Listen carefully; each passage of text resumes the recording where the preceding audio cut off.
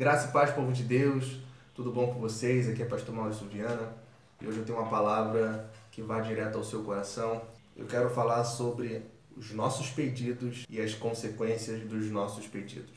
O texto que eu vou ler está aqui no livro de Mateus, capítulo de número 20, o verso é o de número 17. Jesus inicia esse contexto anunciando a sua morte. E o fato que me chama mais atenção é que ninguém acredita nas palavras de Jesus quando ele anuncia a sua morte. Podemos ver que nenhum discípulo esboçou alguma reação sequer quando Jesus disse que iria ser crucificado, que iria ser açoitado, que iria ser cuspido, mas que ao terceiro dia ele ressuscitaria. Agora, o texto vai dizer que quando ela se aproxima de Jesus, juntamente com seus 2 filhos, ela faz um pedido para Jesus. Ela pediu que os seus filhos, Tiago e João, se assentassem, um à direita e outro à esquerda de Jesus Cristo. Aqui eu paro para refletir um pouco com você, que os nossos pedidos nas regiões celestiais têm consequência.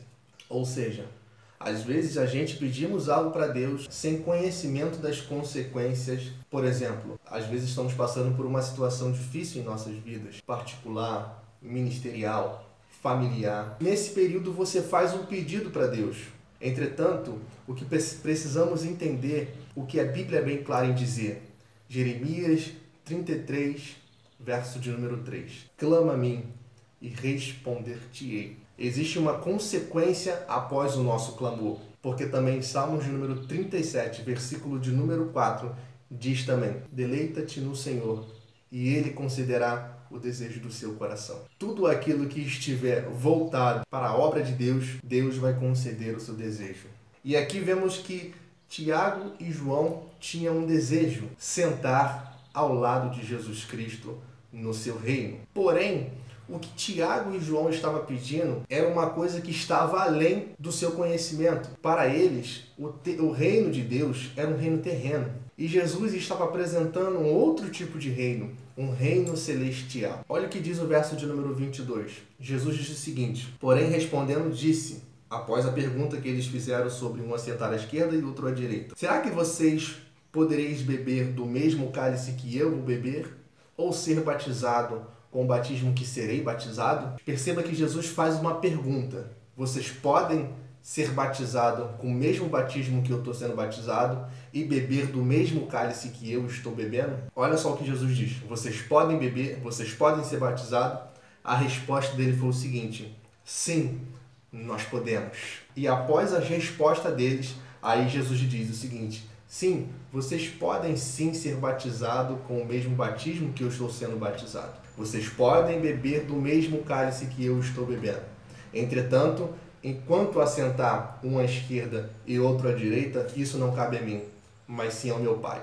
Deixa eu te dizer uma coisa. Quando o nosso pedido ele entra em conformidade com os planos de Deus, eles são atendidos. Olha só o desejo do coração de ambos e olha o que Cristo preparou para ambos. Se você for pegar o contexto final da história de Tiago, vai perceber que na sua trajetória ele virou pastor da igreja de Jerusalém. E a história vai dizer que ele foi o primeiro apóstolo a morrer pela igreja de Cristo. Ele foi o primeiro a ser perseguido por Herodes e, por final, ser decapitado. Segundo, João foi o discípulo mais martirizado, acredito, de todos, pois no livro de Apocalipse vai dizer que ele passou por uma caldeira de azeite fervendo, não morreu.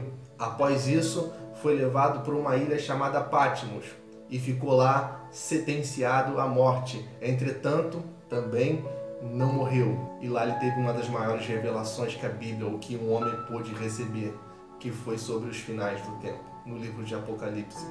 Mas veja o cálice que eles ambos beberam, mediante aquilo que pediram a Cristo. Sabemos o cálice que Cristo bebeu, que foi o cálice da crucificação. A morte de todos os pecados da humanidade estava sobre si. Cristo bebeu esse cálice. Eu deixo essa palavra no seu coração para que nesse momento você saiba pedir a Deus ou reveja os seus pedidos para Deus. Porque se eles estiverem em conformidade com o reino, eles serão concretizados. Mas, entretanto, não sabendo nem as causas e nem as consequências dos nossos pedidos. E essas consequências, todas elas, serão para engrandecer e exaltar o nome do Senhor. Fique com essa palavra e que a partir de hoje você saiba pedir a Deus, sabendo que as consequências, nem eu, nem você, sabemos do que vai acontecer. Deus abençoe a sua vida, em nome de Jesus.